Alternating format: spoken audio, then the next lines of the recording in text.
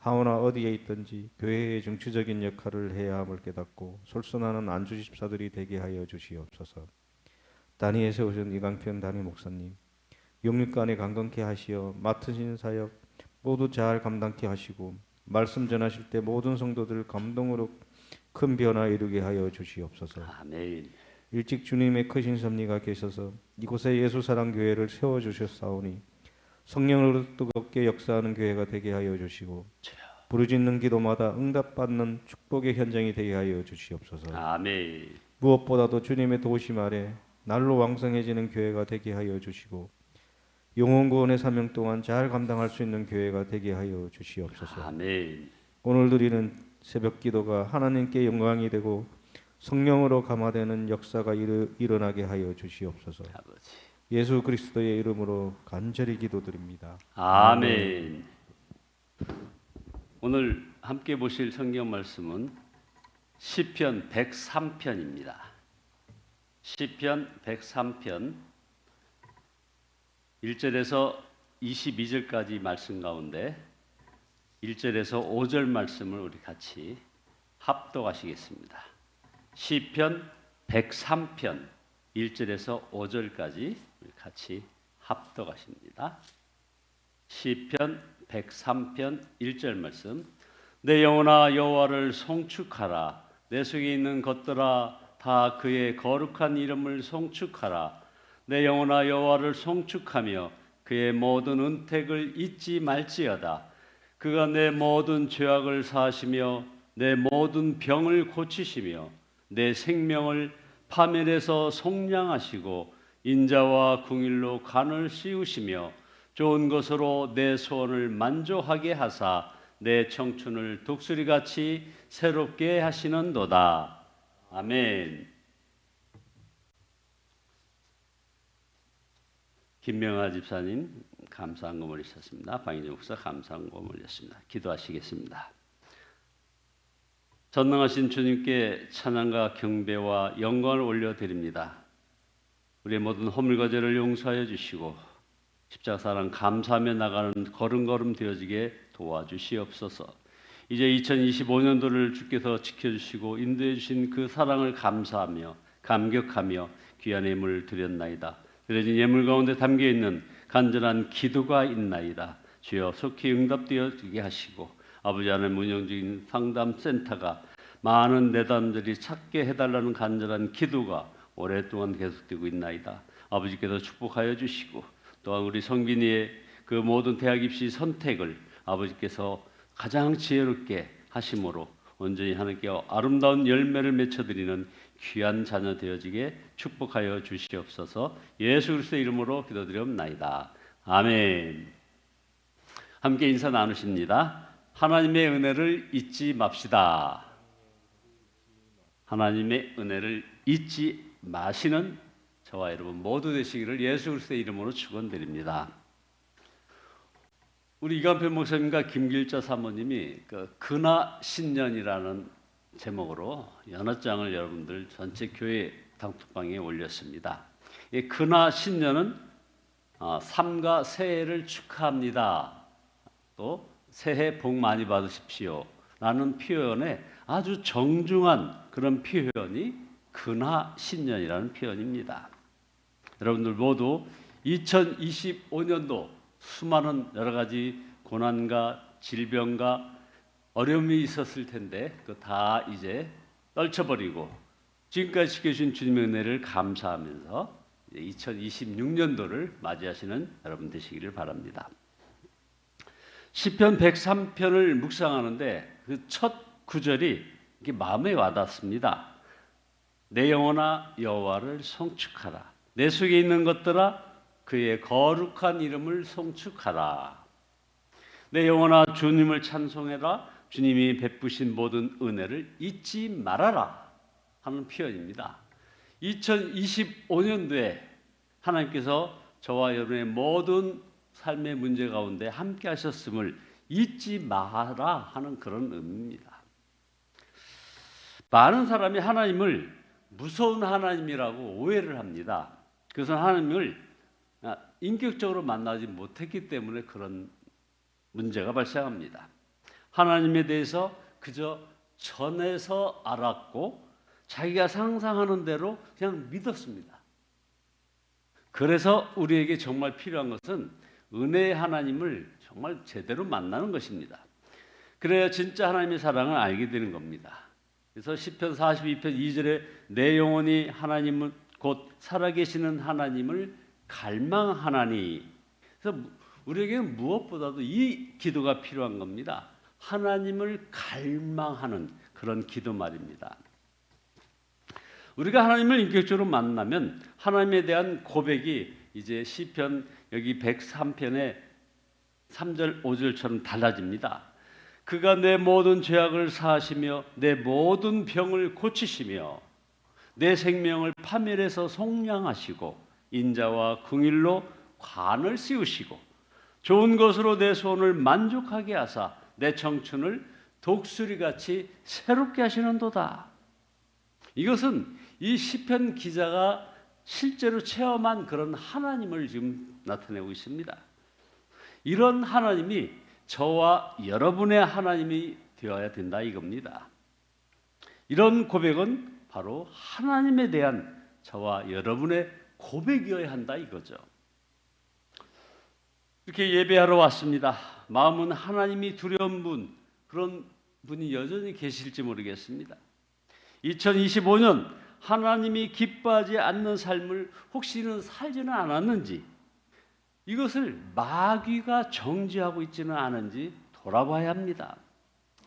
그런 사람은 찬송은커녕 하나님은 너무 멀리 계신 하나님이시고 그냥 무섭기만 하는 하나님일 수가 있습니다.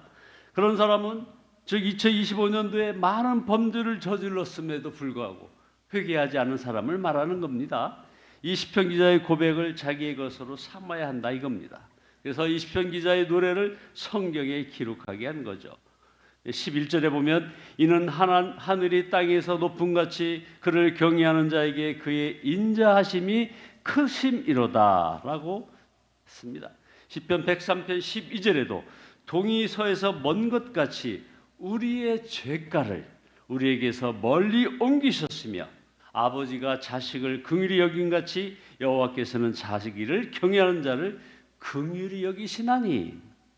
자, 우리가 하나님을 두려워하면 주님은 부모가 자식을 가엾게 여기듯이 주님을 두려워하는 사람을 가엾게 여기신다는 겁니다. 부모가 자식이 두려워 떠는 것을 보고서 나를 두려워하지 말아라 하는 것 같이 지금 죄로 두려워하러 떠는 자들에게 말씀하신다는 겁니다. 하나님께서는 우리가 얼마나 연약한 자인지 잘 알고 계십니다. 그래서 시편 103편 14절에 이는 그가 우리의 체질을 아시며 우리가 단지 먼지뿐임을 기억하심이로다. 자, 저와 여러분들의 모든 체질을 아시는 분이 하나님이시라는 겁니다. 그래서 우리가 단지 먼지뿐임을 기억한다 이거죠. 이 말씀은 참 위안이 되는 말씀입니다. 하나님께서는 우리를 창조하셨기에 우리가 얼마나 연약한지 쉽게 무너지는지를 잘 아시는 존재이십니다. 그래서 우리를 불쌍히 여기신다는 겁니다. 이것을 잊지 말아야 합니다. 어떤 젊은 친구가 저한테 상담을 요청했는데 그동안 여러 가지 방탕하게 살았던 일을 하나하나 고백을 하고서 이런 질문을 마지막에 합니다. 이제는 하나님께 돌아가야겠습니다 라는 생각이 들었다는 겁니다.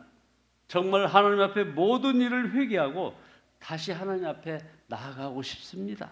그런데 성경에 성령을 회방하거나 하나님의 복음을 알고도 하나님을 버리면 용서받지 못한다고 나와 있다고 들었습니다. 제가 다시 하나님께 나아가 회개를 한다면 저도 하나님께서 용서해 주실까요? 하는 것이 이 젊은 청년의 질문이었습니다. 물론입니다. 하나님의 용서를 기억하고 갈망하는 것 그 자체가 이게 바로 성령의 역사인 것입니다. 성경에 그렇게 속죄의 은혜에 대한 말씀이 많은데도 이렇게 속죄의 확신을 갖지 못하는 사람들이 의외로 많이 있습니다. 사랑의 하나님을 인격적으로 만나지 못하였기 때문에 그런 일이 벌어집니다. 하나님을 만나면 누구나 탕자가 느꼈던 그 아버지의 사랑을 느끼게 됩니다.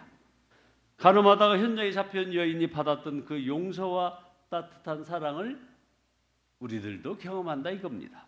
삭개오가 누렸던 그 경험을 하게 되는 겁니다. 하나님이 이미 용서하였구나. 하나님은 나를 사랑하시는구나.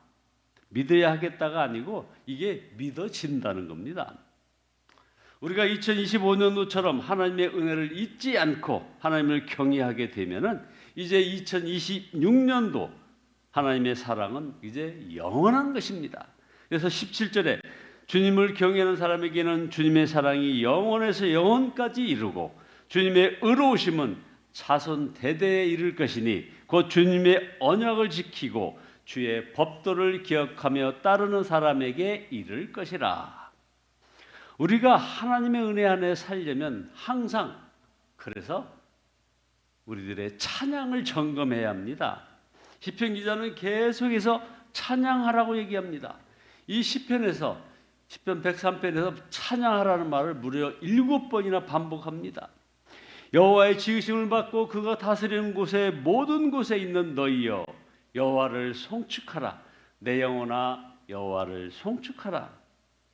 그래서 어떤 일이 있어도 아무리 우리가 어려움에 부딪혀 있다 할지라도 어떤 질병에 처해 있다 할지라도 어떤 난간에 있다 할지라도 찬양을 잃지 말아야 합니다. 삶이 힘들어서 찬양을 잃어버린 사람들이 있습니다. 그러나 어려워서 찬양하지 못하는 것이 아닙니다. 하나님의 은혜를 잊었기에 찬양을 못하는 겁니다. 찬양은 어려움을 이기게 하는 하나님의 능력이 됩니다. 편안할 때 더욱 찬양을 잊어버리지 말아야 합니다. 편안하면 더 감사하고 찬양할 것 같은데 먹고 입고 살기에 부족함이 없고 몸이 건강하고 삶에 큰 어려움이 없는데도 찬양하지 못하는 사람들이 너무나 많습니다. 편안한데 찬양이 지루하고 또 요란하게만 느껴지는 이것을 조심해야 하는 겁니다. 편안한데 찬양의 은혜가 없다면 그는 매우 심각한 영적 위기를 만나고 있는 것이죠. 몸은 편안하고 영혼은 죽어가는 것입니다. 우리가 하나님의 은혜를 잊지 않고 늘 찬송의 삶을 살려면 언제나 함께 하시는 주님을 바라보아야 하는 것입니다. 매 순간의 일상에서 함께 하시는 주님을 바라보는 그런 훈련을 해야 하는 것입니다. 기적 같은 하나님의 역사를 기다리기만 해서는 안 되는 겁니다. 하나님은 온 세계 열방을 통치하시는 바로 그 전능하신 하나님이시기 때문에 우리에게 영광의 하나님을 왜 보여주지 않느냐 이렇게 얘기할 것이 없습니다. 그 영광의 하나님이 우리가 감당하지 못하기 때문에 그 하나님을 보지 못하는 겁니다. 하나님께서 만드신 태양 하나도 못 보면서 하나님을 보는 것을 어떻게 감당할 수 있겠습니까? 그래서 하나님께서 우리에게 믿음으로 하나님을 알게 하시는 것입니다. 그래서 많은 그리스도인들이 인격적으로 하나님을 만나지 못한다고 아쉬워하지만은 자신의 일상생활에서 하나님께서 함께 하심을 느끼지 못하겠다고 말을 하죠. 그렇지 않습니다.